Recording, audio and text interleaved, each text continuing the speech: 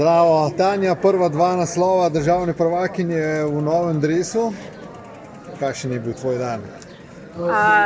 Res je bil fajn dan. No, jaz, če bi mi eden včeraj tako rekel, da bom kar ne bi verjela, ker nisem lih za take hitre pa eksplozivne stvari.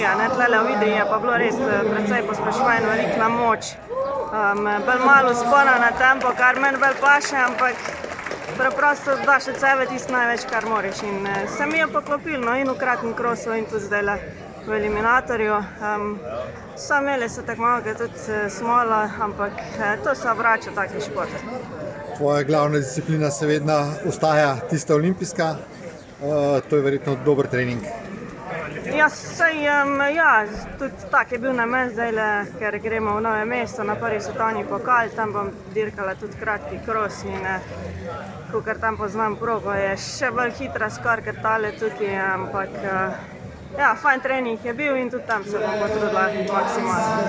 Hvala lepa, gas v Novem mestu. Hvala. Čestitke, kaj ti pomeni takle naslov v tej šprinterski bolj disciplini?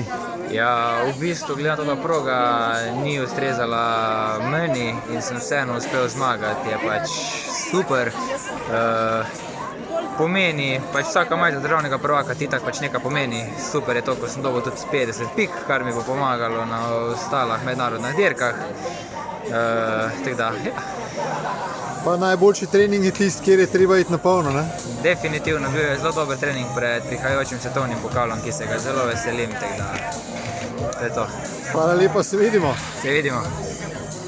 Čestitam, kar tesno je bilo tole danes. Ja, na koncu je res bilo po mojem par centimetrov, ampak sem vesel, da je teh par centimetrov šlo meni v korist, ker so danes res vsi pričakovali tukaj veliko od mene in sem res vesel, da mi je pa uspel za zmago potrditi to. Kaj je bilo bistveno danes na tejle progi? No, po mojem, da si dirkal s pametjo, da se nisi zaletal, pa po mojem, no si mogel kar pošprintati, da si bil prvi na eliminatorju, ker pol do ta zadnjega klanca ni bilo nikjer placa, da bi prehitel, tako da od polno od štarta do cilja. Hvala lepa, čestitke. Hvala.